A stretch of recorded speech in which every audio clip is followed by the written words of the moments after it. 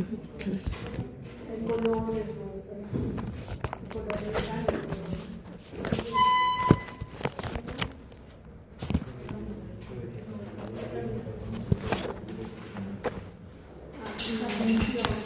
Bueno, hay unos signos clásicos de la inflamación que ustedes deben estar conociendo.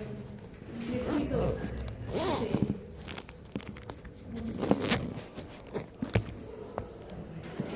100 años antes de Cristo.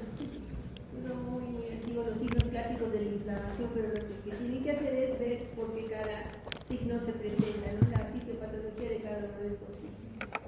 Que vamos a tratar de ver. Siguiente.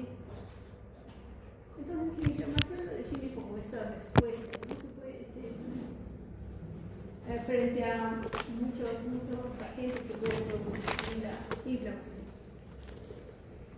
Clásicamente descrito para identificar agentes infecciosos, pero no solamente estos causan inflamación. Podríamos ver también que las neoplasias malignas producen inflamación. O sea, si una persona tiene un melanoma, va a haber una inflamación frente a ese melanoma. Si tiene un carcinoma a nivel de la mama, habrá una inflamación alrededor de ese carcinoma. O sea, no solamente daño tisular como la necrosis, que es lo que está más descrito. Y agentes infecciosos son los que causan inflamación, sino que también otras causan inflamación. Y esta respuesta del organismo se da mediante estas células y mediante otras moléculas y sustancias químicas que actúan frente a ese agente que está produciendo ese estímulo inflamatorio para tratar de eliminarlo. Usualmente debe ser controlada y dirigida. La mayoría de las veces va a ser controlada y dirigida, pero hay veces en que esto sale de control. O sea, por ejemplo, un shock séptico ya no es una respuesta controlada, ¿no? Es una respuesta exagerada y dirigida. Solamente también debe ser dirigida específica frente a una bacteria, frente a un virus, pero a veces esto también se puede no seguir, ¿no? Sino que puede ser a agentes propios que no tienen ningún daño, como en las enfermedades autoinmunes. La inflamación está dirigida a células que no deberían ser el blanco de esta respuesta inflamatoria, ¿no? Las causas que les mencionamos ahí, la mayoría menciona como las infecciones como la principal causa de inflamación, pero no solamente las infecciones, pueden ser bacterias, virus, hongos, parásitos pueden producir inflamación. Reacciones inmunológicas como por ejemplo en las alergias, ¿no? Paciente alérgico, las alimentos alérgicas, pacientes asmáticos, reacciones inmunológicas que las van a ver al detalle en el curso de inmunología, y yo quería saber si siguen llevando ese curso. Muy bien. ¿Con quién están haciendo inmunología?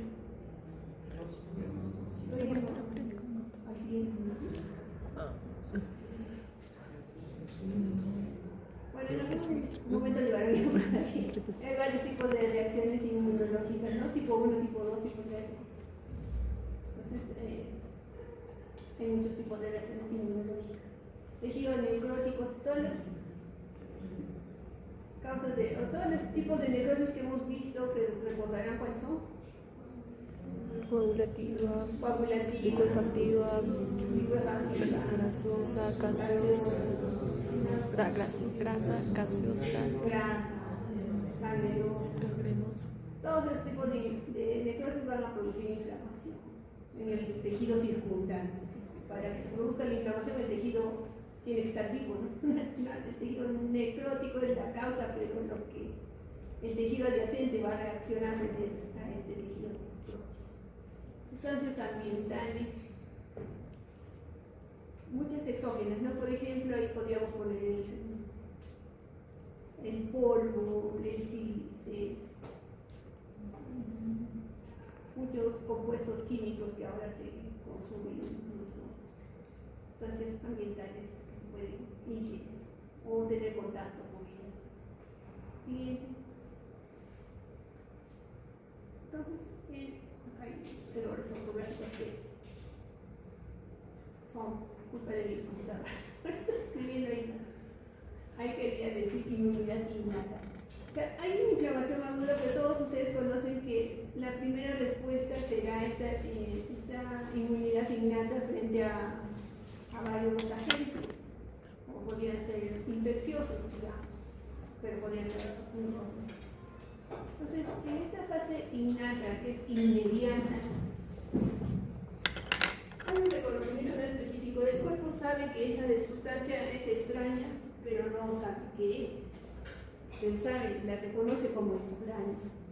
Y se procede a su eliminación, una eliminación que no es específica, que es muy, muy rápida, y eso es lo que pasa absolutamente todos los minutos de nuestra vida, porque hay muchos gérmenes en el ambiente, hay muchas sustancias extrañas en el ambiente, pero que todas tienen que ser eliminadas si es que están en contacto con nuestro organismo. Vamos a ver luego varias cosas, ¿no?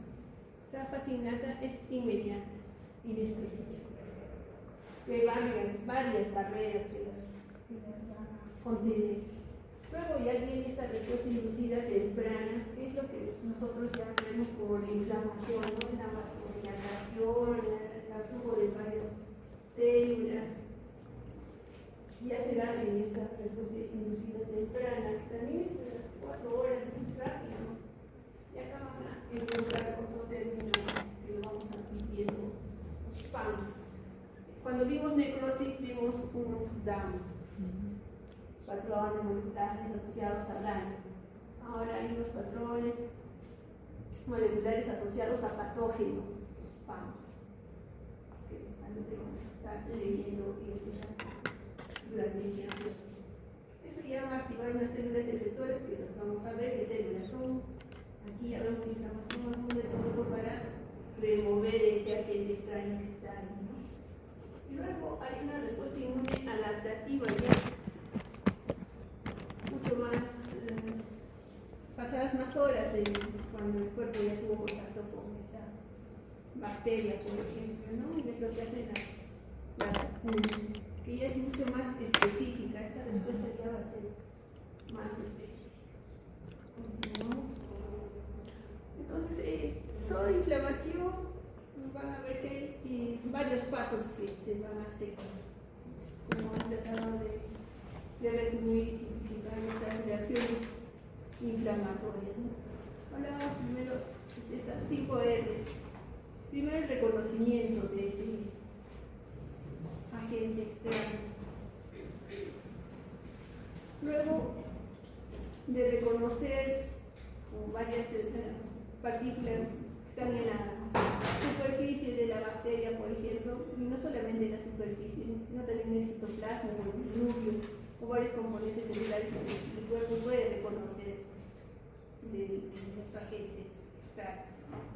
Luego de eso va a haber una respuesta de reclutamiento, que van a venir varias células específicas a esa zona donde está ese agente. Ese reclutamiento son de algunos tipos celulares en especial. ¿Para qué? Para remover, o sea, para eliminar ese agente. Luego esa cadena se podría prolongar si no fuera porque se regula, ¿no? La respuesta normalmente tiene que tener una regulación, o sea, tiene que tener un fin, una terminación, digamos, que se da, vamos a ver por cómo es que se da esta regulación. Y luego, si es que hay mucho daño a nivel del tejido, porque la inflamación también va a dañar el tejido, es una respuesta celular, pero que hay daños colaterales, entonces a veces tiene que producirse la reparación, y muchas veces ya no se ve nada del daño, ¿no? Se regenera el tejido en algunos casos, dependiendo del tipo de tejido. El reconocimiento van a encontrar en su libro estos dos términos, ¿no? Para reconocer tenemos estos receptores de reconocimiento, que van a reconocer algunas estructuras de las bacterias, o de los virus, o de los hongos, de los parásitos. Entonces estos son los patrones moleculares asociados a patógenos. también les decía que hay los DAMs asociados al daño. Entonces, van a encontrar varios de estos receptores. Estos receptores muchos de estos van a ser específicos para algunos componentes.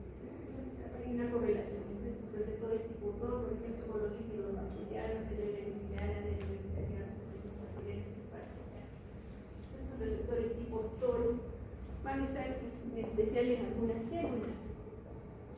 ¿Qué células serán? Están, por ejemplo, en los epitelios. Muchas células pueden tener esos receptores, pero algunos tienen muchos más receptores, por ejemplo, los macrófagos, las células dendríticas. ¿Qué más? Bueno, digamos, recordemos esas células dendríticas y los macrófagos. Pueden tener receptores tipo. Luego los receptores de nucleótidos y así. Varios receptores que responden a una parte de toda la bacteria. Habría que también recordar ¿no? Del Mycobacterium tuberculosis. Importante que lo veremos también en tuberculosis. Sigamos. Por ejemplo, este es del COVID. ¿Dónde estarán los receptores? ¿Qué tipo de receptores? Receptores tipo TOR, ¿no? Los ven ahí arriba. TLR4, TLR1, para el COVID en especial. Esos receptores reconocen el virus y se desencadena una serie de cambios a nivel del citoplasma. El núcleo, para que el núcleo pueda producir algunas conocimientos.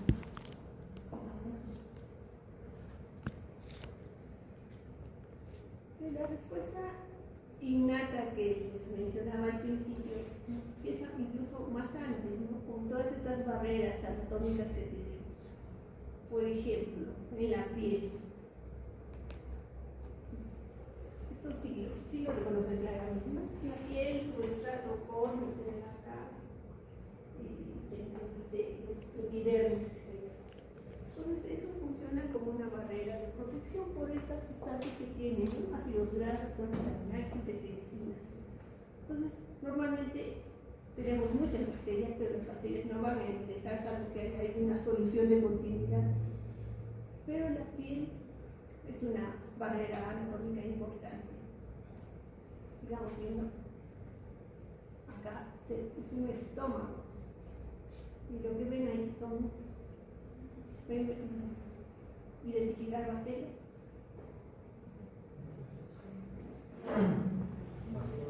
Ajá,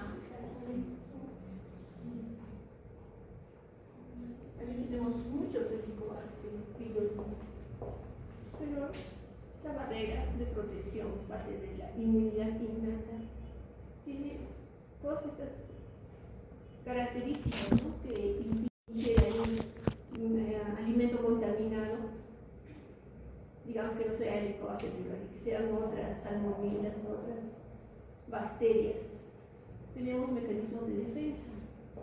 Las uniones estrechas entre las células, por ejemplo, impiden que esas bacterias ingresen. Hay uniones estrechas. Un pH bajo, el ácido clorhídrico, va a eliminar gran parte de las bacterias. Menos tal vez al helicobacter, por eso que sobreviven, ¿no? Las enzimas que secretan, que están en el moco, la mucina, los factores solubles, y el hecho también de que haya alimentos y los alimentos transitan, entonces no se van a quedar estáticos ahí, las bacterias y las defensinas, que son tan tóxicas para las bacterias. Sigamos. Este epitelio que se da.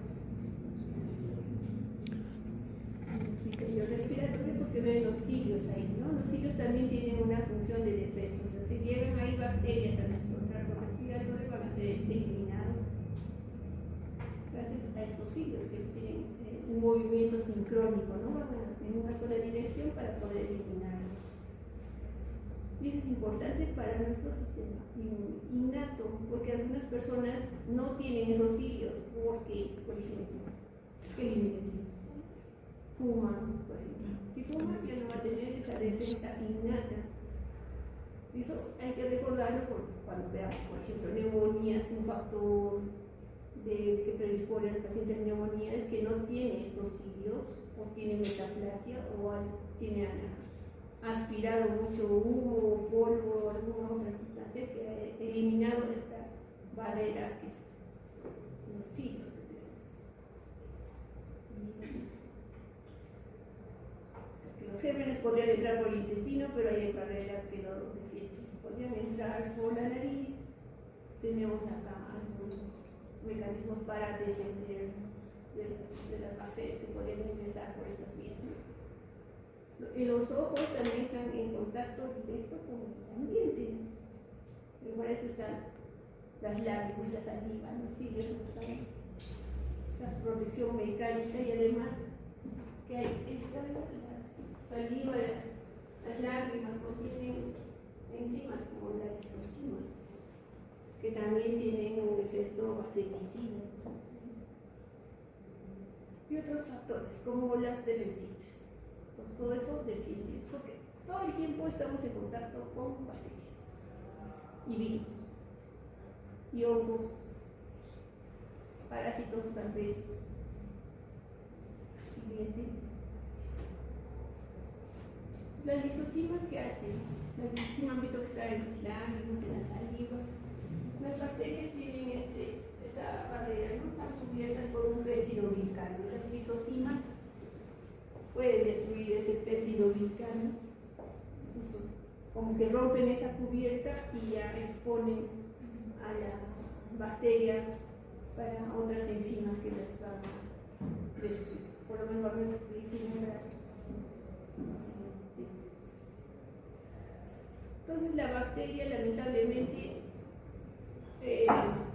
entra, digamos, y hace su ingreso al cuerpo. Rebasó todas esas barreras que teníamos, que son parte de la inmunidad innata, pero ingresa al cuerpo.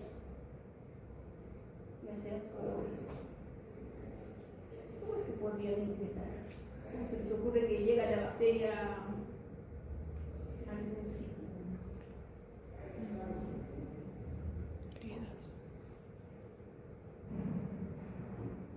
Porque normalmente no deberían entrar, ¿no? O sea, tendríamos esa inmunidad innata que debería protegernos.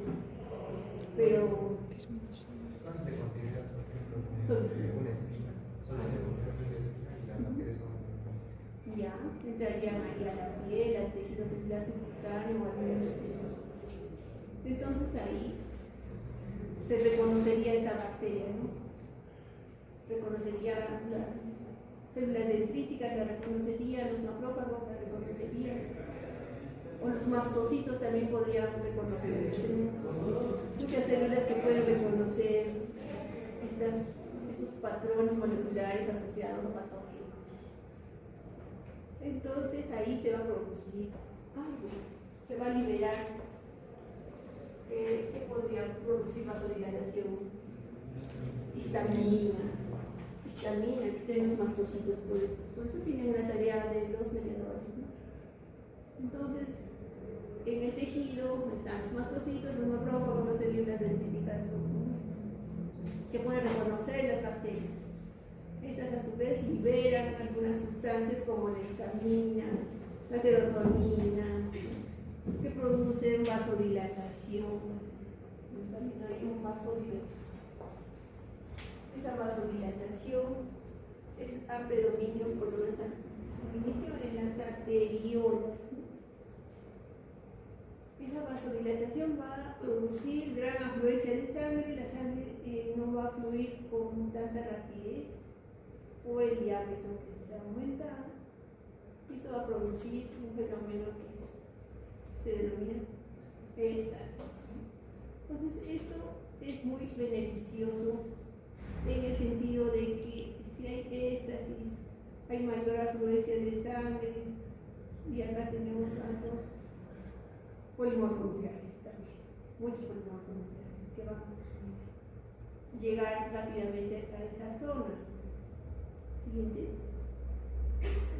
Entonces, ya habiendo la éstasis, la vasodilatación, los polímeros nucleares, en especial en las infecciones bacterianas, ¿no? Porque en infecciones virales, ¿quién va a predominar? ¿Los polimorfos o monotipos?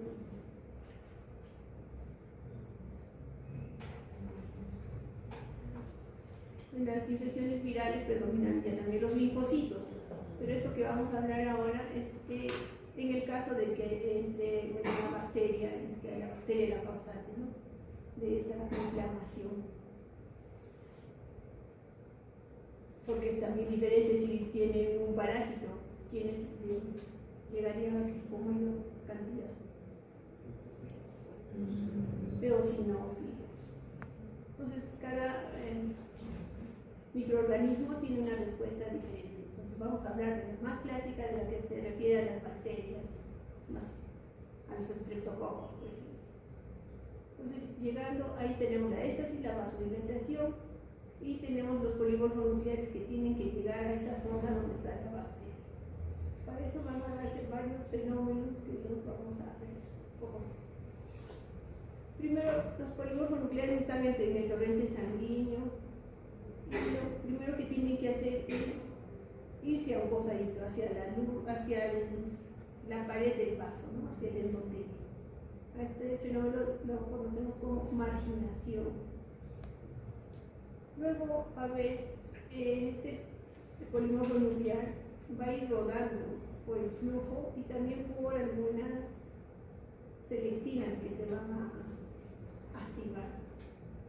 Los polímeros nucleares van a ir rodando con unas uniones que primero tienen baja afinidad, luego más alta afinidad, y luego van a tener que adherirse, y para eso se van a activar otras integrinas, ¿no?, en la adhesión. Luego van a poder pasar a través de estas células endoteliales que ya están activadas. Una célula endotelial activada es diferente a una célula endotelial normal, porque esas células endoteliales activadas van a tener mayor cantidad de estas sustancias que pueden producir tanto el rodamiento como la adhesión. Una célula endotelial activada cambia de forma incluso y hace también algo que lo van a ver, por ejemplo, este pie que estaba muy rojo, la probabilidad de que tenga una trombosis también es mucho más alta. Normalmente el endotelio es antitrombolígeno, o sea, no se forma la trombosis normalmente, ¿no? Pero cuando un endotelio está activado, o sea, cuando tiene una inflamación, un proceso inflamatorio alrededor, ese endotelio se hace trombogénico. Es más probable que se formen trombos ahí, o unos pequeños trombos. Bueno, ya tenemos el polímero nuclear ahí, pegado al epitelio endotelial, y tiene que migrar a este fenómeno, ¿cómo se llamará? Diaperesis, ¿no? Este paso del polímero nuclear a través del endotelio lo conocemos como diaperesis. Y de ahí tiene que migrar, tiene que ir hacia donde está esa bacteria. ¿Quién cómo sabe a dónde ir? Si no tiene ojos. Quimiotaxis, ¿no? Pues proveniente de estas sustancias que se van a producir en la inflamación. Y el polímero nuclear para eso tiene pseudópodos, puede movilizarse a través de los tejidos. A ver si vamos a seguir viendo algunos gráficos, ¿no? Acá le falta una parte, como tal de ustedes comprenden. Debe haber un módulo. Tenemos al leucocito. Acá pone como primer paso rodamiento, pero el primer paso antes del rodamiento será la marginación del polímero nuclear. Luego ya se produce el rodamiento con estas celestinas, pende, y luego se va a ir fijando, aliviando con más fuerza, digamos, al endotelio, y se va a producir la diapéresis en la última parte.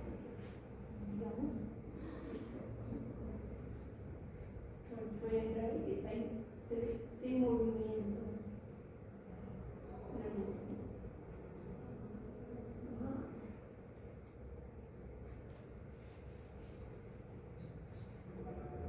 Esta página se la pueden visitar, ¿no? Hay varios ejemplos. Es un dibujo, pero eso es lo que ocurre en la vida.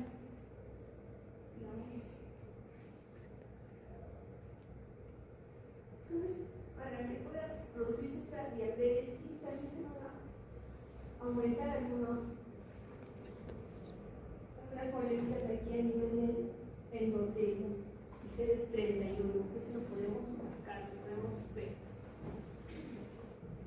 Normalmente el polimorfo nuclear va a pasar a través de estas células endoteliales, ¿no? Que se separan entre sí. Pero a veces, y es muy raro, ¿no? Puede haber daño de este endotelio.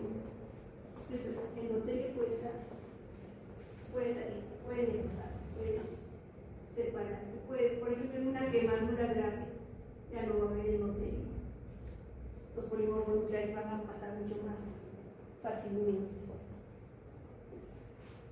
Y se van a ir hacia las zonas de mayor gradiente para hacer por medio de diapéresis, no es diapéresis. ¿Cómo es que se moviliza un polimorfo nuclear? Vamos a ver, hay un dibujito que es. No.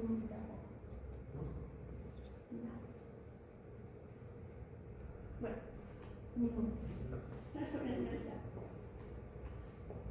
el polimorfo nuclear puede tener pseudópodos, como algo parecido a un pseudópodo, que no es un pseudópodo, para llegar a estas zonas donde se necesitaría su presencia. Y tiene que también producir colagenasa para destruir esta membrana basal que también impediría un poco el paso de ese polimorfo nuclear. La colagenasa, la membrana basal, como saben, está compuesta por colágeno y la colagenasa la va a desintegrar y puede pasar más fácilmente por ¿no? El endotelio que les decía tiene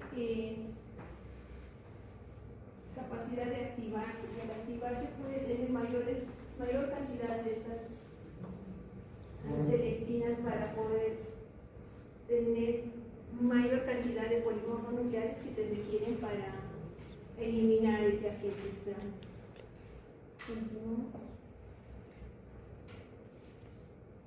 Esto es lo que veríamos, por ejemplo, en una neumonía, en un absceso. Muchos polimorfos nucleares que están en el polimorfo nuclear, ¿cómo es que destruye a las bacterias que estén rodeando? Por estas sustancias que ustedes ya conocerán. ¿Qué son los EROS, por ejemplo? Las especies reactivas de oxígeno, el óxido nítrico, las enzimas lisosomales. Entonces el polimorfo nuclear es rico en estas sustancias, o en las sustancias que los anteceden. Entonces va a producir la destrucción de la bacteria. Estos predominan en las primeras horas, pero luego van a venir macrófagos también para fagocitar el resto, lo que quede de los polimorfos nucleares, el tejido necrótico y las bacterias que están ya desintegrándose en ese momento.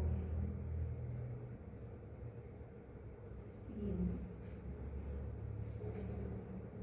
Entonces, después de la inflamación, después de que los polimorfos nucleares han llegado con sus gránulos, recordarán que tienen los principales, los secundarios, todas las sustancias que pueden dañar las membranas de las bacterias. Luego se tiene que eliminar todo este desorden, digamos, por la fagocitosis. Entonces, ¿quiénes tendrán capacidad fagocítica? ¿Quiénes? ¿Cuál? Los macrófagos, pero no solo los macrófagos. Neutrófilos. Los neutrófilos polimorfos nucleares también pueden fagocitar. Los linfocitos T no fagocitan. digamos que vamos a dejar la función de fagocitosis para los polimorfos nucleares y los macrófagos. Entonces, esta remoción, esta fagocitosis también se da en varias fases, ¿no? Primero hay un reconocimiento, luego la ingestión y la formación de esta vacuola fagocítica. Esta vacuola fagocítica se une con los lisosomas dentro de la célula. Dentro del lisosoma recordarán que hay muchas enzimas y igual se van a digerir, digamos, con estas especies de reactivos de oxígeno, los óxidos nítricos, les decimos lisosomas para eliminar completamente esta bacteria.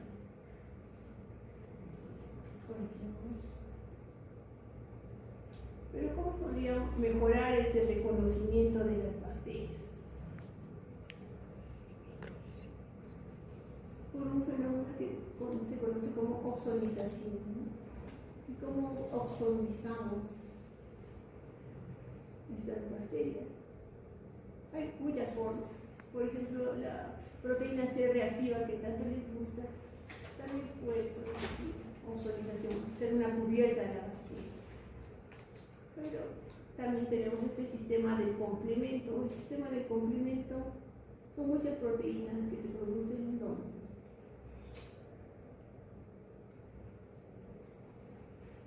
donde se producirá el sistema de complemento.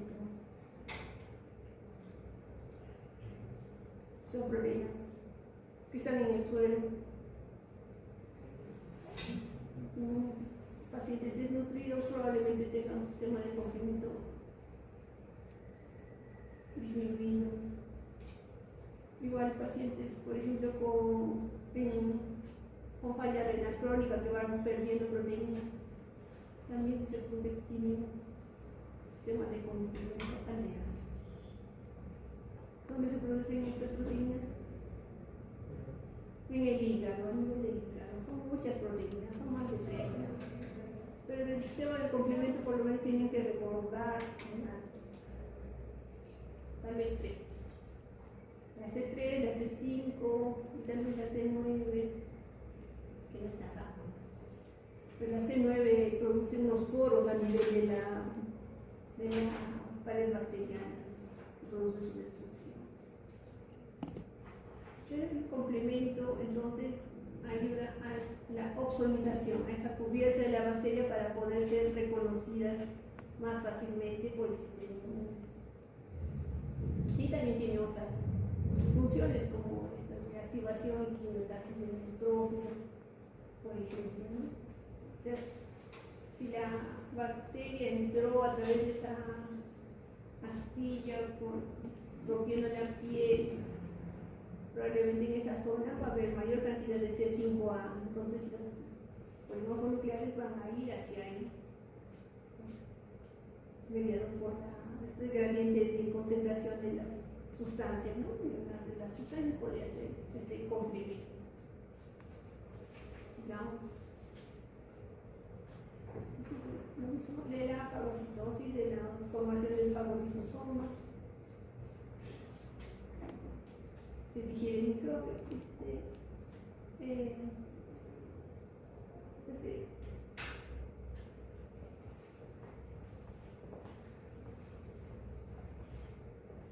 la idea es de que este material que es tan minúsculo que ya no persista la infección, pero a veces algunas bacterias son mucho más grandes y ahí ya entraríamos a la inflamación crónica, ¿no? Cuando está la función de eliminar la bacteria no se produce. Sigamos viendo más polimorfos nucleares. Entonces los polimorfos nucleares tienen muchas proteasas dentro de su interior. Tenemos que tener algunos sistemas que los neutralicen, por ejemplo, la alfa-1 antitripsina. Es una antiproteasa. Incluso hay enfermedades que tienen déficit de alfa-1 antitripsina. En ellos el daño se perpetúa. Pero acá puede reconocer muchos polimorfos nucleares. Hay algo también que hace horas, a lo mucho. Y peor, o muere mucho más rápido cuando hay estos procesos inflamatorios. Porque hace esto, ¿no? Estas trampas extracelulares de neutrófilos. Al momento de hacer esta trampa, su núcleo se desintegra y lanza como una malla, es una malla. Pero está compuesta por sus citoplasma y por componentes de su propio núcleo. Y esa malla lo que hace es atrapar, por lo menos tratar de atrapar la mayor cantidad de bacterias que estén a su alrededor. Pero con esto también el polimorfo nuclear muere, pero cumpliendo su función, ¿no? De tratar de atrapar la mayor cantidad de bacterias. ¿Listo? Lo vimos también en necrosis, esos tipos especiales de necrosis que llamamos, eso lo conocen como netosis. Cuando el polimorfo nuclear muere en esa acción de producir estas trampas extracelulares. ¿Qué diría ahí, por ejemplo?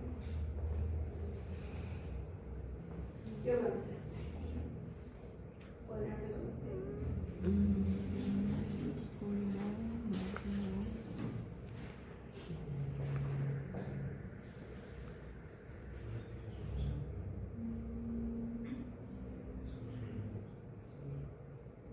Pero aunque no reconozcan el órgano, hay vasodilatación.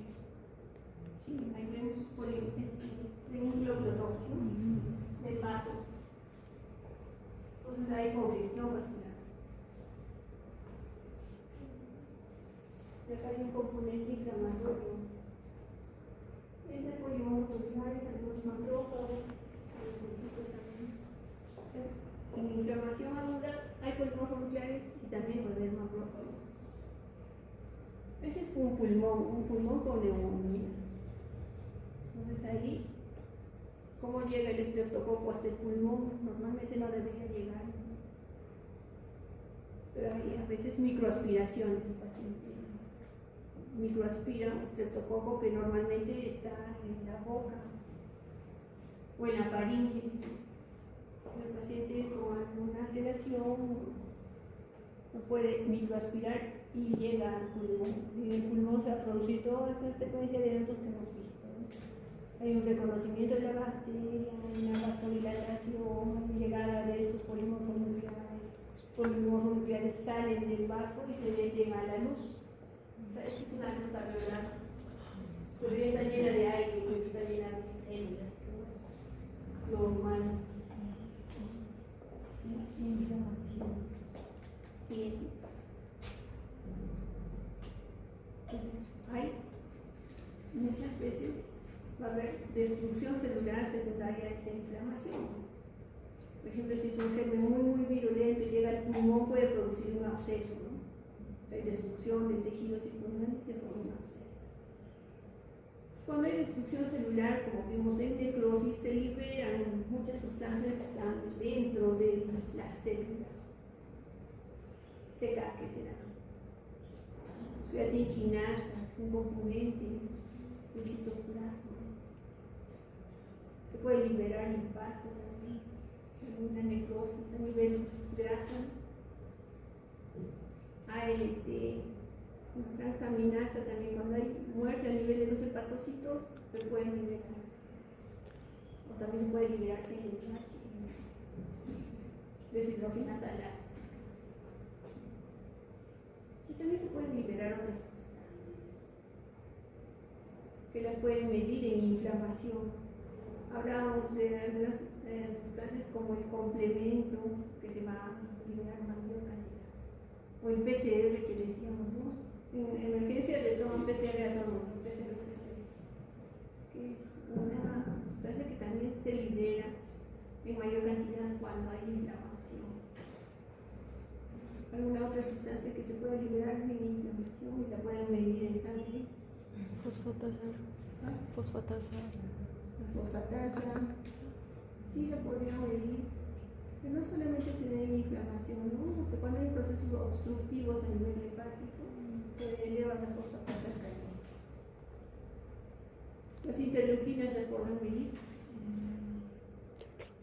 Sí, las pueden medir. Interleuquina 6, por ejemplo, pueden medir. Proteínas C reactivas, les dije. Hay otras sustancias también que se pueden liberar. Amiloide, por ejemplo.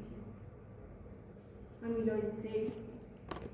En otros lugares la pueden medir. Pero digamos, sabemos que si se produce la fagocitosis, el microorganismo ya es eliminado, es destruido, esta reacción inflamatoria se tiene que regular, ¿no? Se va a regular por estas lipoxinas, recordar cuál es el término lipoxina. Y otra citoquina antiinflamatoria, factor de crecimiento transformante beta. Volvemos a recordar esos dos como reguladores de la inflamación. Entonces, la inflamación aguda de por sí está regulada porque el germen se elimina y las sustancias que intervienen tienen una vida media corta. O sea, no se van a prolongar mucho tiempo. Y los polímeros nucleares también mueren rápidamente, son horas para que cese esta reacción inflamatoria aguda. Sigamos. Y luego, desinflamación. En la mayoría de los casos, por ejemplo, un paciente con neumonía que ha sido tratado rápido con sus antibióticos, su pulmón ya no va a tener mayor daño, va a haber una resolución completa. En la mayoría de los casos, pero en algunos casos no hay esa resolución completa. Por ejemplo, muchos pacientes con COVID, luego del COVID, han sobrevivido al COVID y tienen algunas dificultades respiratorias o tienen una fibrosis intersticial, ¿no? Que todavía tienen como una secuela de la infección por COVID, de lo que estamos viendo por ahora. Hay una cicatriz, en muchos casos se produce esa cicatriz. En otros casos va a haber separación y vamos a ver cuáles son las diferencias entre estas dos grupos. O la infección se perpetúa, el germen no es eliminado y se va a producir inflamación crónica. Es lo que vamos a ver a continuación. Pues la inflamación crónica no solamente se diferencia por la inflamación aguda en el tiempo, es diferente, incluso el componente celular que se tiene es diferente. Entonces, ¿qué es lo que causa la inflamación crónica? Que esa bacteria, ese parásito, en algunos casos es un virus, bueno, en varios casos de virus que persisten, no son eliminados. Tal vez sí son reconocidos, pero la inflamación no los destruye. Persisten, o el virus se integra a la célula, hay muchas formas que la bacteria, el virus o el parásito pueda persistir.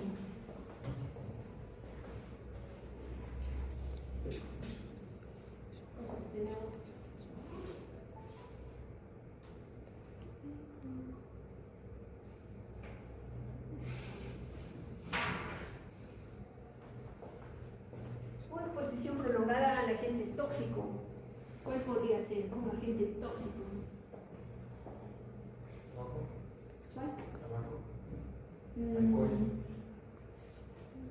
Ya, un buen trabajo, sí. Alcohol. ¿Cuál? Alcohol es líquido. El alcohol. Sí. Exposición prolongada al alcohol es un tóxico.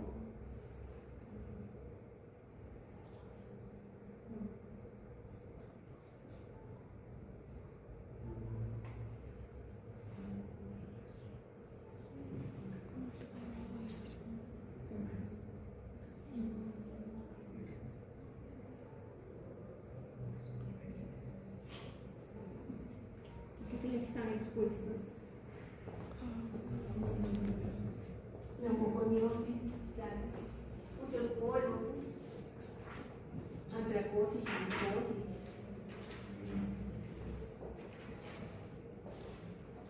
Todos esos agentes externos.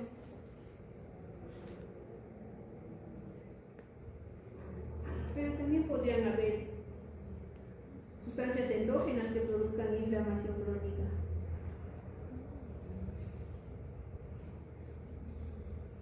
Por ejemplo, un paciente con aterosclerosis tendrá una inflamación crónica. Pues sí, esos cristales de colesterol en una placa ateromatosa es una sustancia endógena, no es que la han adquirido, producen inflamación. El paciente con aterosclerosis se considera que tiene una inflamación crónica. Los cristales de colesterol, ¿qué más? ¿Qué otros cristales podemos encontrar? Claro, esos pacientes con gota tienen inflamación crónica. ¿Qué más? Pero todo es externo, también entonces endógenas que pueden producir inflamación crónica y autoinmunidad de los pacientes con enfermedades autoinmunes también tienen un proceso de inflamación crónica. ¿Cuál? El ácido del estómago es normal. Lo anormal es que no tengamos ácido. Lo anormal también sería que el ácido suba hacia el esófago. Reflujo. Pero un paciente con reflujo, el ácido a nivel del esófago, sí, lo podemos considerar como inflamación crónica. De hecho, en el esófago, si tenemos un paciente con reflujo, vamos a encontrar muchos eosinófilos en el epitelio. ¿Sí? También. O sea, depende mucho de la localización, ¿no? de la gente trans. Sigamos. Entonces tenemos aquí otros personajes. ¿Sí? Inflamación aguda teníamos polimorfos nucleares, que son leucocitos. Acá tenemos otros leucocitos que los conocemos como mononucleares. A ver, ¿quién es este? El siguiente y el siguiente. Usted lo que reconocer. ¿Este quién es? El núcleo aguillonar. Es un macrófago. Macrófago. Cuando está en el torrente sanguíneo lo conocemos como monociclo. Si está en los tejidos, ya lo conocemos como macrófago. Es un linfocito, sí, especializado.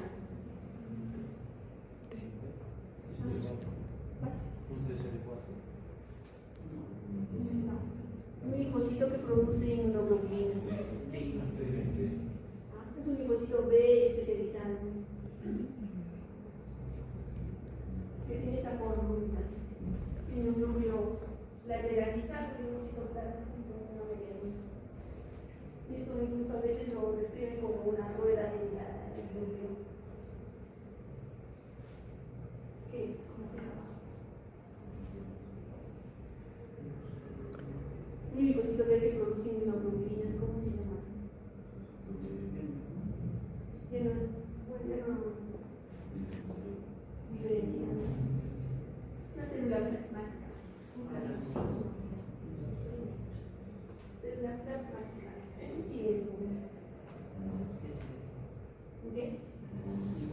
Ese es un linfocito, ¿no? Es un núcleo mucho más redondo y su citoplasma es más escaso. En cambio, acá tiene un citoplasma mucho más amplio donde produce inmunoglobulinas. Una célula plasmática es un linfocito. Entonces, inflamación crónica tenemos estas células. Macrófagos, linfocitos, células plasmáticas.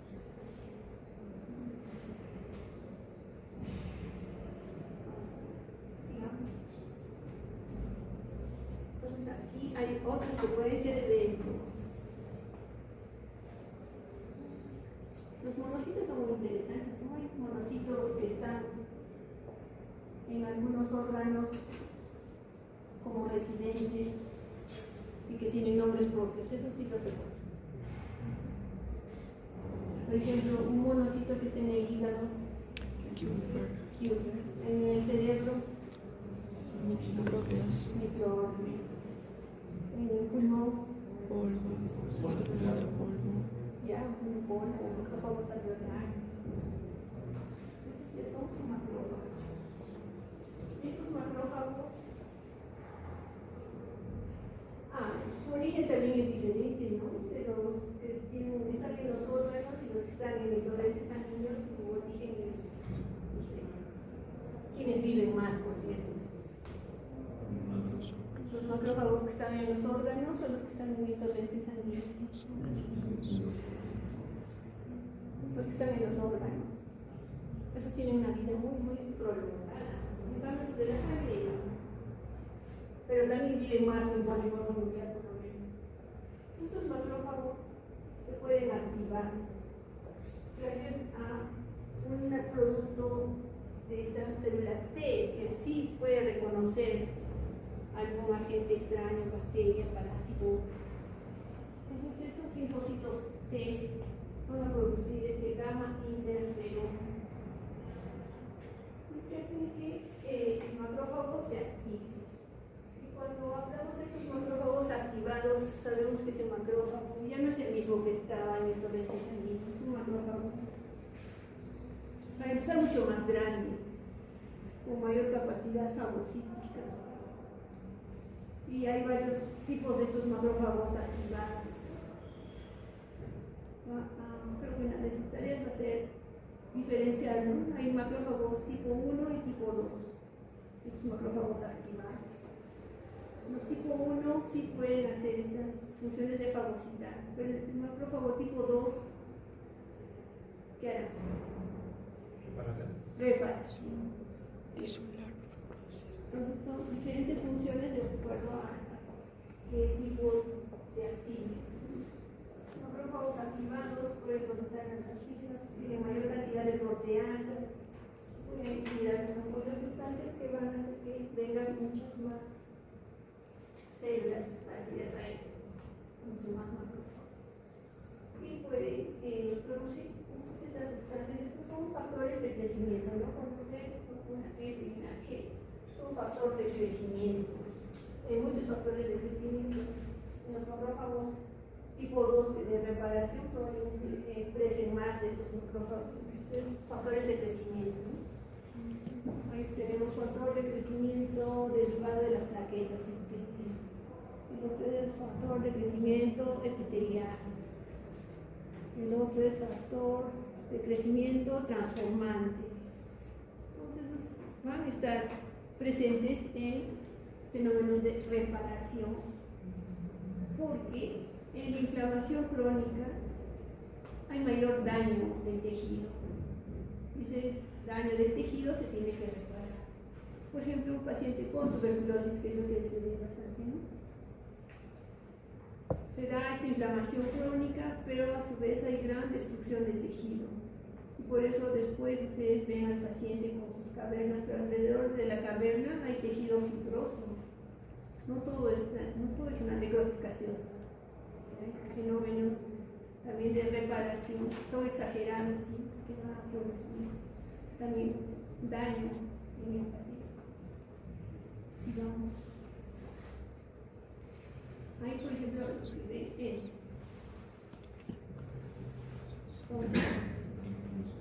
el estómago, pulmón, ¿qué puede ser?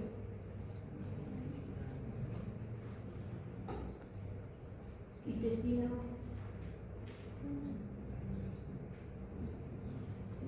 marque la cosa.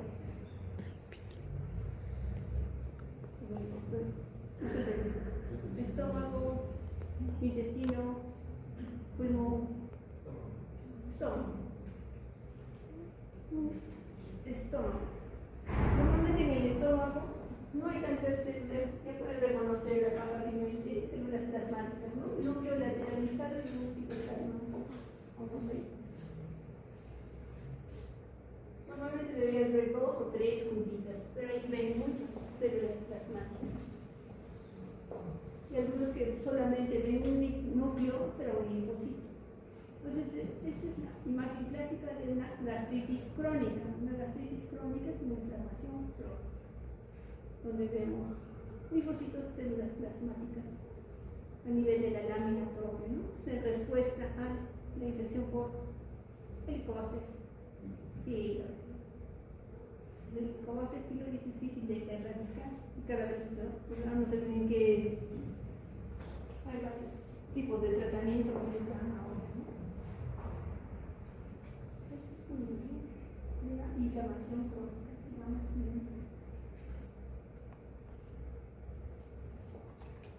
Aunque en la gastritis crónica predominan los linfocitos y las células plasmáticas, más las células plasmáticas que los linfocitos, en la inflamación crónica hay que tener en cuenta que la célula principal, en los pocos tipos de inflamación, que no sea por el Helicobacter pylori, vamos a encontrar los macrófagos.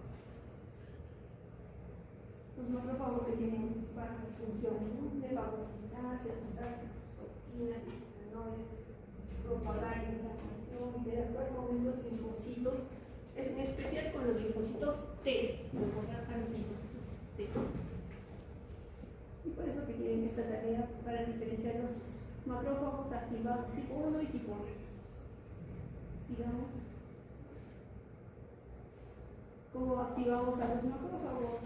Endotoxinas, interferón, gamma, células NK también pueden producir.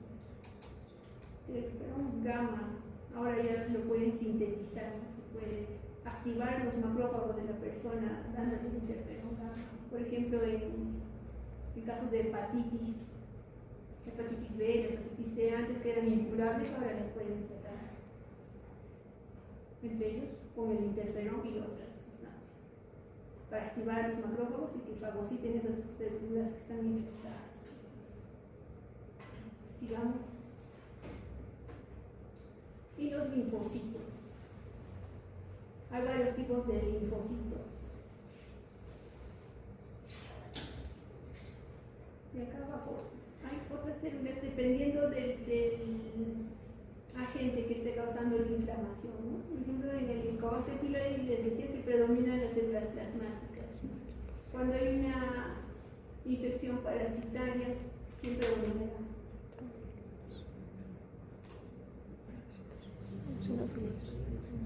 ¿Qué parásitos que se elevan? Eosinófilos.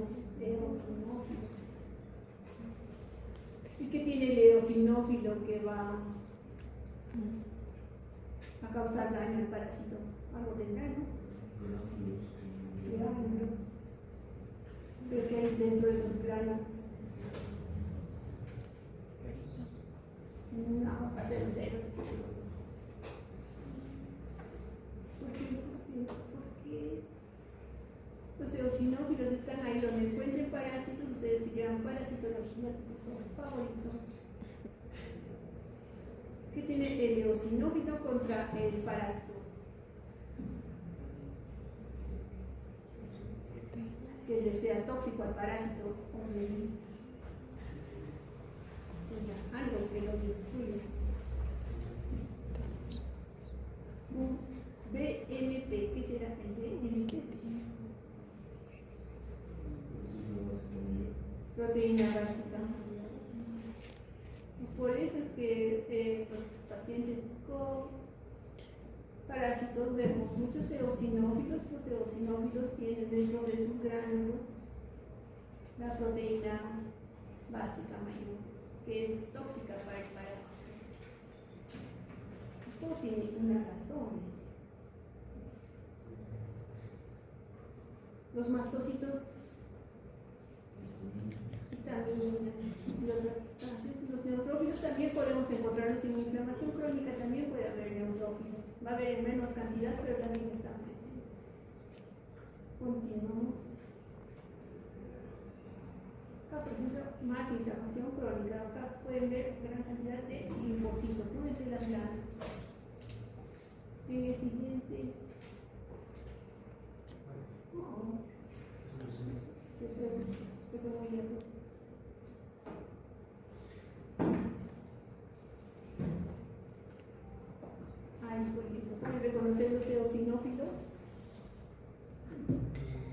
Ese no tiene parásitos, por ejemplo, ese paciente tiene, ¿qué puede tener? Tiene eosinófilos, pero esa es una biopsia de bronquio. Paciente con bronquio con eosinófilos. Y cada vez que tiene contacto con, por ejemplo, polen, pelo de gato, caspa de gato, cucaracha, tiene una alergia. Los eosinófilos se elevan también en alergias.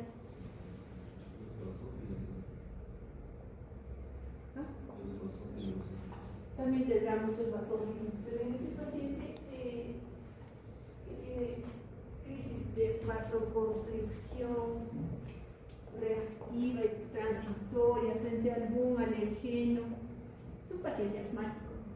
En asma también hay mucha cantidad de eosinófilos a nivel tisular, ¿no?, que producen esa hiperreactividad bronquial. Seguro que también tiene muchos basófilos, también vastócitos, que liberan sustancias y producen broncoconstricción en el músculo. Entonces, el asma también la consideramos una inflamación crónica. Siguiente. Y otro tipo particular, digamos, de inflamación crónica son estas inflamaciones de tipo granulomatoso. Con necrosis gaseosa, sin necrosis gaseosa, hay otra forma de clasificar tipo corpusculario, inmunitario, sarcoideo. Pero un granuloma, ¿qué será un granuloma?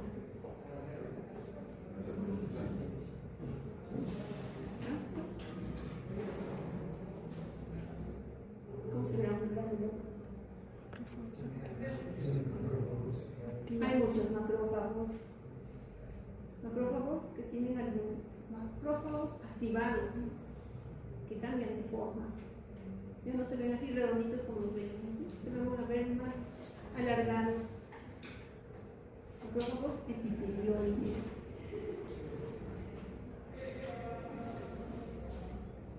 Pero hay también otros granulomas, por ejemplo, se forman cuando dejan la sutura ahí, dejan la gasa, dejan un hilo, dejan un cuerpo extraño.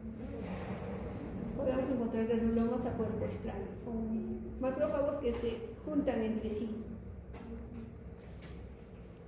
y tratan de fagocitar esa sustancia extraña.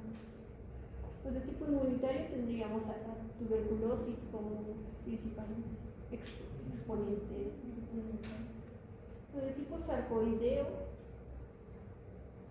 en el inmunitario tenemos muchos linfocitos T alrededor, pero en el tipo sarcoideo no hay esos linfocitos T.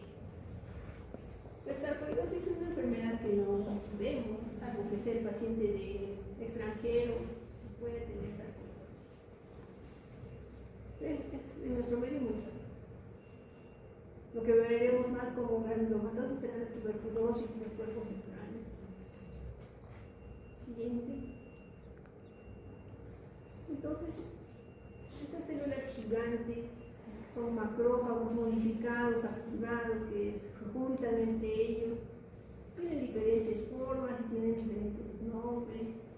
Y algo que no es una confusión solo en español, sino también que la confunden en inglés. Las células gigantes tipo Langhans son las que vemos en tuberculosis. No las deben confundir con estas células de Langerhans, es otro tipo de célula, no tiene nada que ver con las células de Langhans. Estas células gigantes tipo Langhans lo van a ver en algunos informes de patología, ¿no? Cuando se sospecha mucho que tenga tuberculosis, los pacientes pueden encontrar estas células. Tienen los núcleos dispuestos en el laboratorio, un par de texturas. Una célula gigante tipo Langhans. Hay otras células gigantes también, tipo cuerpo extraño. Por ejemplo, los núcleos están dispersos en el citoplasma. Otra célula gigante de tipo tutón. Lo podemos ver en algunas enfermedades de la piel.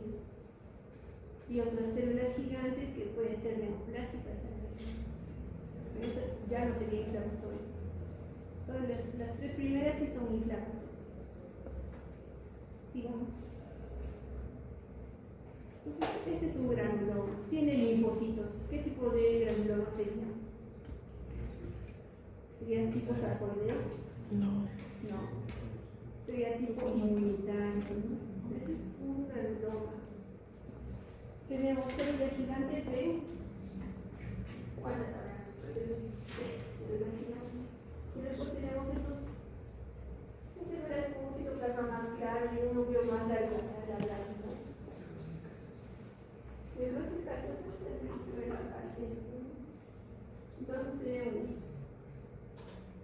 esta necrosis gaseosa al centro, los macrófagos activados alrededor, las células gigantes y su corona de linfocitos, ¿no? Describen así como una corona de linfocitos porque está alrededor de ese granuloma que se puede ver en tuberculosis. ¿Quién más podría producir esto?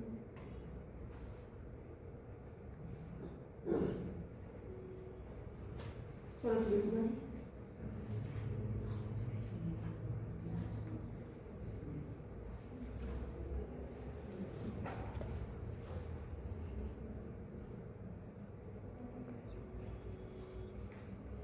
¿Quiénes más? Que tienen que dar unos, siempre se les pregunta también causas de granuloma, o sea, agentes, Mycobacterium es imagino, Mycobacterium tuberculosis, otro Mycobacterium que conozcan, Leprae. El Mycobacterium leprae. Leprae, la lepra también hace granuloma, otro Mycobacterium, COVID, cuando empezaban vacunarla, ¿qué vacuna empleaban? De COVID. Que tiene una marquita. Bacilo de COVID. Ahí también se produce una reacción inmunológica, probablemente haya un granuloma. ¿Qué tipo de Mycobacterium habrán utilizado? Que no se utiliza todo el Mycobacterium en una parte, pero produce una reacción inflamatoria. Bacilo de Calvin-Tegel. Ese bacilo de Calvin-Tegel puede producir esa reacción ahí, ¿no? Que está contenida, no se va a propagar, pero en algunas personas inmunodeficientes podría propagar. Más Mycobacterium. Otras cosas que no sean Mycobacterium.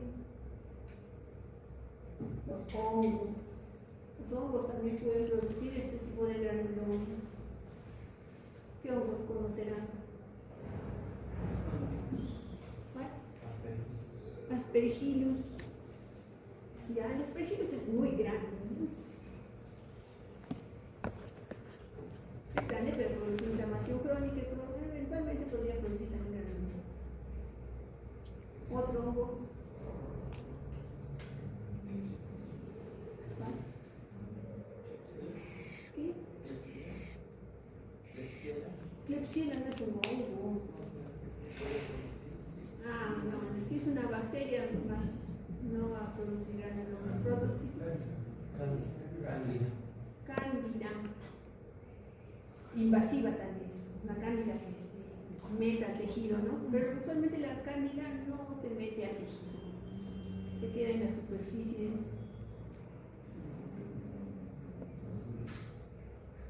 ¿Qué? Histoplasma. Histoplasma puede producir blastomices.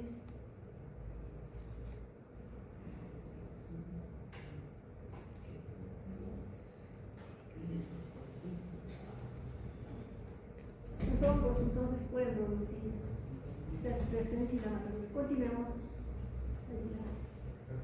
¿Pueden reconocer el granuloma? Sí, está abajo, tiene esa forma media redondeada.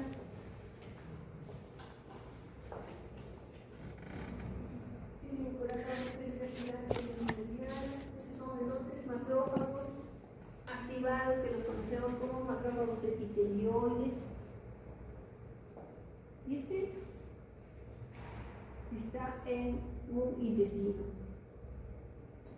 En nuestro medio tendríamos que pensar en tuberculosis. Pero si el paciente está bien nutrido, es un oficinista, digamos. Cuando hay granulomas en el intestino tenemos que pensar en enfermedad de Crohn. Una enfermedad inflamatoria que va con granulomas.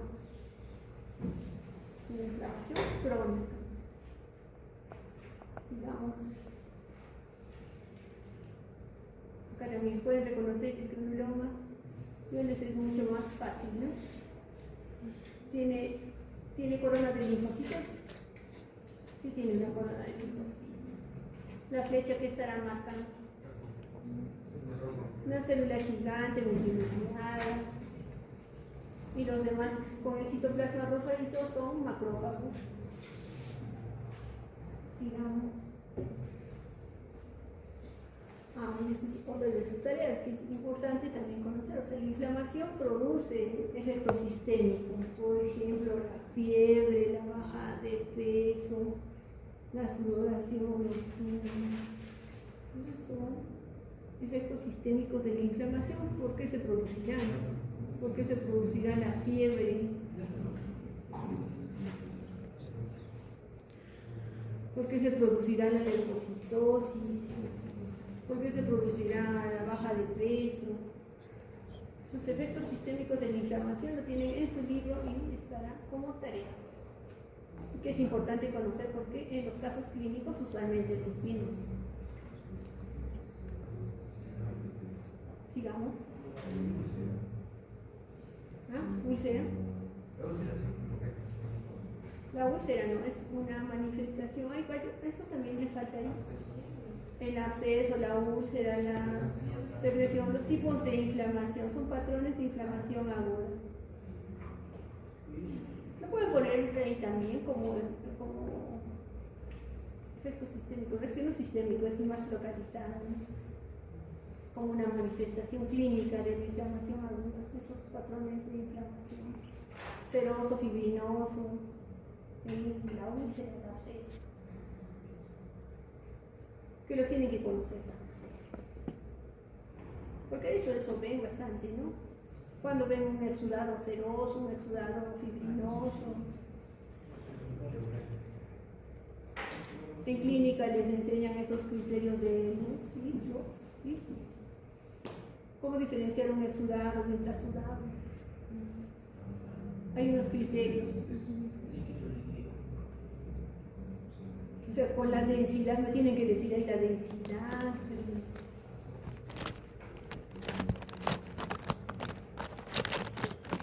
Pero eso es en clínica.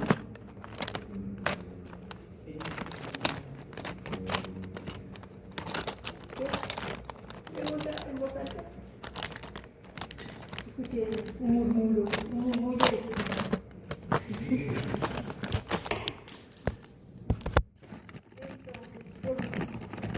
Si ha habido inflamación, ha habido destrucción, habrá que reparar todo ese daño. Entonces la reparación de estas heridas o producto de la inflamación también sigue varios pasos. Vamos a tratar de resumirlos en esta presentación. Solo sigamos. Todos sabemos que hay diferentes tipos de células. Hay células lábiles, permanentes y otras que se pueden replicar de acuerdo a si es que sufre algunos daños, ¿no? No siempre se proliferan, solamente cuando sufren algún daño. Entonces, de acuerdo a eso, de acuerdo al tipo de tejido, se puede o regenerar, o sea, volver a su estado original, que sería lo mejor, ¿no? Pero no todos los tejidos pueden hacer esto, regeneración. Regeneración pueden hacer, por ejemplo, si tienen una úlcera gástrica, ese tipo de epitelio se regenerará o quedará Una cicatriz. Cicatrizado. Si es una úlcera y hay destrucción hasta muscular, ahí sí cicatrizará. Pero si solo es una erosión, si solo el epitelio superficial se ha erosionado, Regeneración. se regenera, así es. Entonces depende mucho del daño a nivel de ese tejido, de la cantidad de daño para que se dé o regeneración o cicatrización.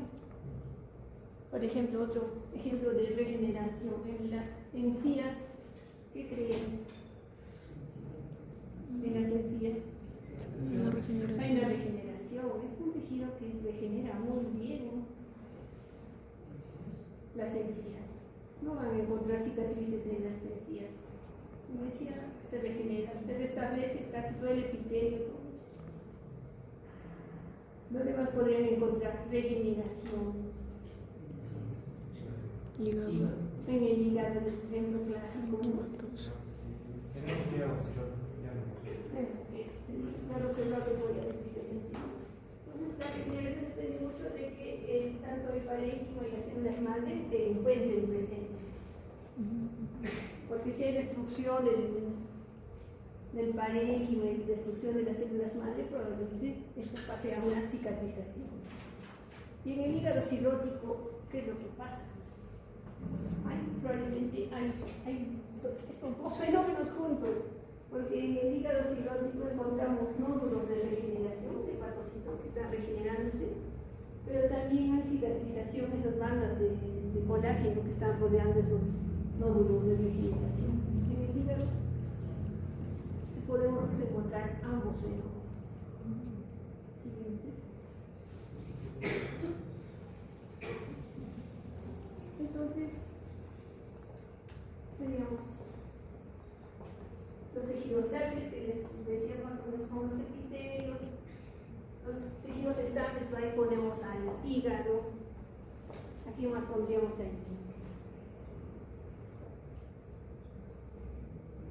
al riñón, por ejemplo. Y los tejidos permanentes, aquí les pondríamos ahí. Músculo, Miocardios. miocardio, sistema nervioso. Ácido nervioso también. Entonces, cuando se produce esa lesión, se van a liberar varios factores de crecimiento. Ya habíamos hablado de estos macrófagos activados tipo 1 o 2. El tipo 2, ¿no? Se van a liberar varios factores de crecimiento que van a hacer posible la regeneración después. Entonces tenemos que tener células epiteliales intactas, células del estroma también intactas, porque en la regeneración son del borde para el centro que se va a regenerar, siguiendo esta matriz extracelular. La matriz extracelular que tiene tantos estos componentes que ahora los venden también. No quieren tener arrugas y tienen que tener consumir ácido hialurónico. Bueno, todo esto lo puede sintetizar la industria cosmética, prácticamente puede vender de todos estos matriz extracelular. Continuamos. Entonces, en regeneración hablamos de los tejidos lácteos. Todos los epitelios en el tracto gastrointestinal, por ejemplo, tienen un tiempo de vida bastante corto. ¿Cuánto más o menos tardará en una célula que está acá en la base llegar hasta 2 semanas. meses, Oh, semanas, días, son 2 semanas. 12 semanas? No, 12. No, es más rápido. No tan rápido. 2 3 semanas. a 5 días. Ah, 3 a 5 días. La célula puede venir acá y va a se desprende. Este es un tejido lácteo, por eso es que se puede regenerar. Las células madres también en este sector pueden dar origen a nuevas células y esto se reepiteliza muy rápido. La propiedad que tienen estos epitelios, ¿no? Del tracto gastrointestinal. Queratinocitos también. El queratinocito pide un poco más. ¿Cuánto diría? Por eso que cuando su gato les araña, ustedes regeneran el epitelio. ¿En cuánto tiempo? Una semana. Semanas. 3 semanas. 23 días. Un epitelio. El epitelio, los queratinocitos viven 23 días. Entonces, si hay un daño ahí superficial, en 23 días ya tendrán que estar regenerados ese epitelio, ¿no? Porque tienen un índice de recambio bien alto. Lo que muestra ahí es una tinción con inmunohistoquímica que es el KI67. Eso nos indica el índice de proliferación. O sea, qué tan rápido una célula se divide. O sea, ahí ven muchas células marroncitas. Eso quiere decir que esas células están en alguna parte del ciclo mitocondrial dividiéndose para producir esa regeneración. Las erosiones en el estómago se reptilizan rápido, ¿no? Se le hace una endoscopia un viernes, le hacen una endoscopia de control, a la siguiente semana ya no van a encontrar nada en una erosión. Diferente sería en una úlcera que es mucho más profunda. Sigamos. Hay otro epitelio que también, por ejemplo, esto también lo ven en nefro bastante, ¿no? Un paciente, por ejemplo, con una falla renal, deshidratado, y tiene una necrosis tubular aguda. El epitelio de los túbulos también sufre mucho, entra en necrosis por isquemia, pero lo bueno es que se puede regenerar. El paciente lo trata, lo hidrata, le pone todas para regenerar. Y el epitelio se divide en un daño que está generando, es una mitosis. Entonces, sí, puede haber necrosis del túbulo, necrosis del epitelio, pero se va a poder regenerar ese epitelio. Si el paciente con falla renal aguda, si le dan el tratamiento adecuado, se va a regenerar y ese epitelio va a volver a recubrir los túbulos. Los hepatocitos también. ¿Sí? Entonces, los hepatocitos se regeneran también, ¿no? Eso lo ven, hacen hepatectomías. Si ese paciente tiene un tumor, le extirpan el tumor lo que queda del hígado normal está ahí. Se pueden separar, pueden sacar el tumor y parte del hígado, y la otra parte del hígado va a regenerarse. Sigamos, y eso es relativamente rápido. Pero lo que quería saber era en cuánto tiempo se regeneraba, y no encontré ese dato. Exactamente cuánto tiempo llega a tener un tamaño similar al anterior. En ratas encontré el dato, era 70 días. En 70 días una ratita puede regenerar su hígado, pero un humano debe ser mucho más. Entonces sí, en la regeneración hay una recuperación tanto del epitelio como del estroma, que todo vuelve a la normalidad. Cuando la lesión es mucho más grande, o es un tejido que no se divide, por ejemplo, músculo, corazón, va a haber este fenómeno de cicatrización, ¿no? Cuando la lesión es muy grande, incluso en la piel, va a haber cicatrización. Entonces, cuando la lesión es extensa, hay daño de estas células parenquimales o epiteliales que deberían estar intactas en la regeneración. Y en estos órganos que no hay división celular, se va a producir una cicatrización. Sigamos. Por ejemplo, pueden reconocer las zonas de cicatrización. El blanquito, lo amarillo es su grasita. Ven acá un partes blancas. Infarto antiguo, porque ya el tejido ha estado necrótico, está isquémico, en necrosis, y ese tejido se repara con cicatriz. y lo ven así, de ese color blanco porque es colágeno. Siguiente. Para que se forme esta cicatriz también hay pasos. Primero la lesión, digamos en el corazón va a haber esa lesión por isquemia. Ese corazón con isquemia va a estar necrótico, si hay necrosis va a llegar la inflamación, las células inflamatorias. Primero llegarán los polímeros nucleares, después los macrófagos, pero va a quedar ese tejido necrótico que va a ser reemplazado. Entonces va a haber un fenómeno de angiogenia, unos vasos nuevos, pero en el caso del corazón no. También vemos tejido de granulación a nivel del miocardio infartado. Y luego ese tejido se va a remodelar. Ahí sigamos.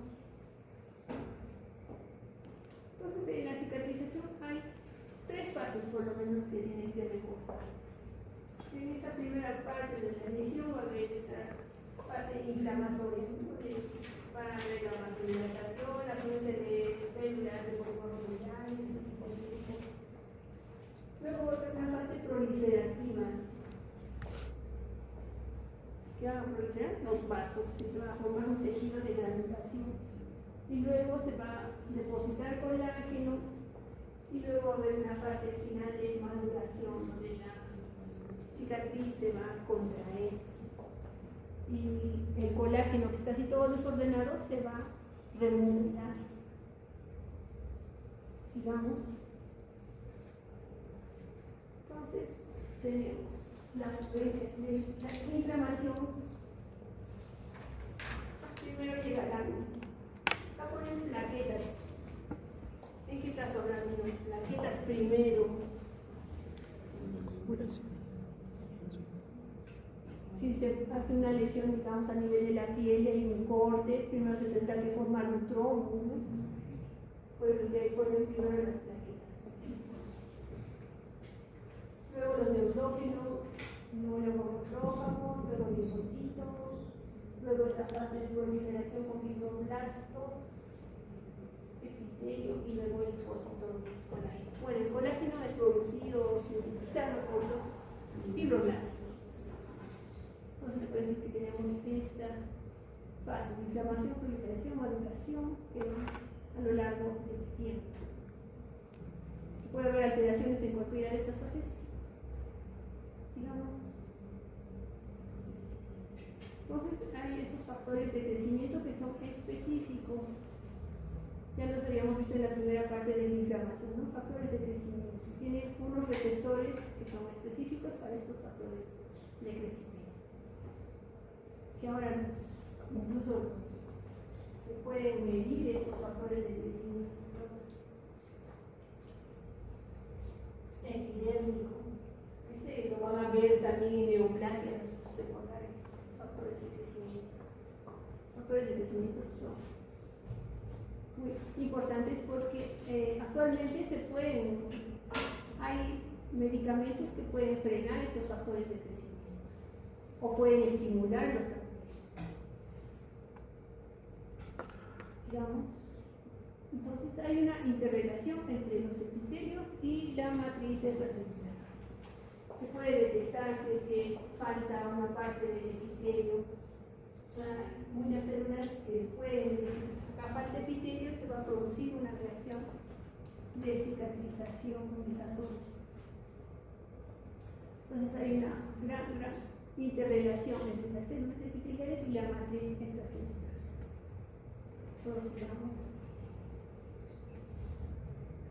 Ya habíamos dicho que se producen nuevos vasos. Estos nuevos vasos en ese tejido dañado sirven para que sirva de sostén al epitelio que va a generar después, ¿no? Nuevos vasos a partir de vasos preexistentes. Vamos a ver un gráfico. ¿Cómo será este fenómeno de angiogenia? Ustedes también lo van a poder ver cuando vean las heridas de los pacientes y estén buscando este tejido de granulación. Entonces, ahí hay unas células que tienen que identificar. ¿Qué célula será la verdecita? Una célula muy importante en este fenómeno de angiogenia, que no solamente se va a ver en cicatrización. Las neoplasias, por ejemplo, también van a tener angiogenia. Muy baja. Por ejemplo, estos que serán factores de crecimiento. Es importante que lo identifiquen con GF, factor de crecimiento, y tenemos muchos, que se liberan cuando hay inflamación. Pero estos factores de crecimiento, en especial para la angiogenia, mencionaremos estos factores de crecimiento en el material vascular. Se va a expresar y va a hacer que estas células se separen un poquito y se movilicen. Pero la célula verde es la que tienen que reconocer. ¿Cómo se llama? Pericitos, muy, muy importantes en la angiogenia, los pericitos. Los pericitos, como ven, se llevan un poquito y ahí el endotelio va a empezar a poder entrar al tejido, siguiendo una célula. Esta célula de acá es una célula guía del endotelio. Pero un fenómeno central es la liberación, separación de pericitos. Entonces, el endotelio va a seguir también acá hay quimiotaxis, ¿no? Porque van dirigidas hacia puntos donde está la inflamación. La célula guía y va a ser rodeada por estos pericitos. Esto es una neoplasia, ¿no? Pero en inflamación también se van a producir fenómenos muy similares. Entonces, hay un vaso original y unos nuevos vasos. Esa es la angiogenia. Y ustedes que creen que eso también lo vieron. Y también hay medicamentos para evitar esta angiogenia, para que no se produzcan tantos nuevos vasos. Eso lo pueden utilizar, por ejemplo, en un tumor. Si el tumor tiene muchos vasos, le dan un inhibidor de esta angiogenia para evitar que ese tumor crezca. Todo esto ya no han estudiado al detalle, por eso que hay medicamentos ya muy específicos. Siguiente. Y lo que verían macroscópicamente, lo que buscan cuando tenga un paciente con una quemadura, con una herida, buscan este tejido de granulación, ¿no? Que son los nuevos vasitos, que están es parte del fenómeno de la cicatrización. Los nuevos vasos se verían así, ¿no? Como un tejido que no deben confundir con un granuloma. Un tejido de granulación es muy diferente a un granuloma. El tejido de granulación se refiere a esos nuevos vasos que están siendo producidos por estos fenómenos de angiogenia, por liberación de factores de crecimiento, que no es igual a un granuloma, no son muy parecidos. Siguiente. Microscópicamente lo que verían es eso. Son vasos y lo que está rodeando los vasos son fibroblastos y células inflamatorias. Los fibroblastos, ¿para qué los tendremos ahí? Para que produzcan el colágeno que después va a ser parte de la cicatriz. Siguiente. Entonces ya tenemos los nuevos vasos, gran afluencia de fibroblastos. Entonces tiene que depositarse el colágeno. Van a migrar los fibroblastos se pueden proliferar. Incluso en aterosclerosis, por ejemplo, vamos a ver que las células musculares lisas del vaso se transforman en fibroblastos. Entonces, depende del proceso, ¿no? Hay migración de fibroblastos, proliferación, depósito de matriz extracelular, Gracias a más factores de crecimiento, citoquinas de la inflamación y factores de crecimiento. Es importante este factor de crecimiento transformante beta, que lo produce este macrófago tipo 2, el macrófago activado, para que se puedan sintetizar mayor cantidad de cadenas de colágeno. El colágeno es una proteína muy grande, necesita mucho. ¿Qué necesitarán para que se produzca una buena cicatrización? Entonces, que el paciente esté bien alimentado, porque si no se alimenta bien, no va a tener suficientes proteínas para formar estas cadenas de colágeno.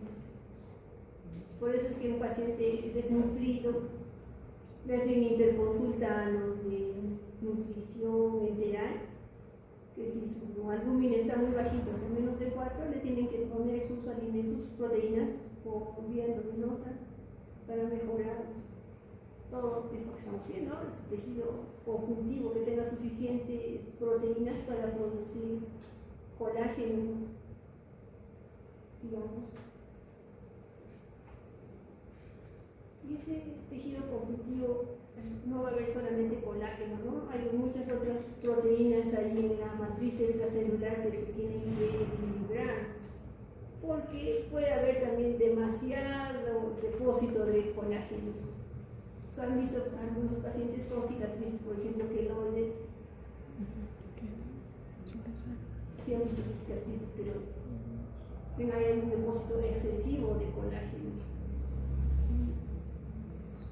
Esto es porque algunas personas tienen esa predisposición, ¿no? Es genético. Y hay algunos sectores del cuerpo que son más queloidogénicos que otros. Por ejemplo, los ojos, las orejas, esto.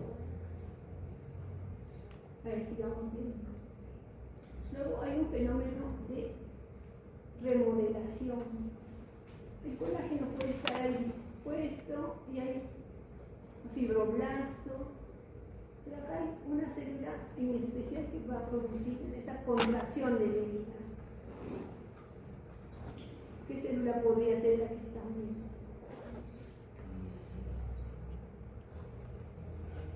Que produce la contracción de la herida.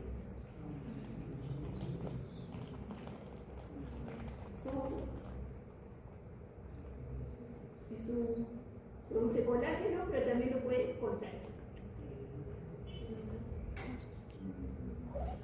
¿Qué puede hacer eso? Son miofibroblastos.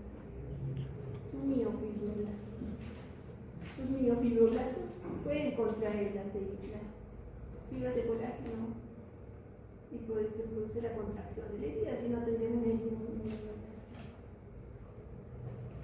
Son miofibroblastos. Siguiente. Bueno, acá tenemos esto de las heridas de primera intención, segunda intención, de acuerdo a la cantidad de tejido dañado.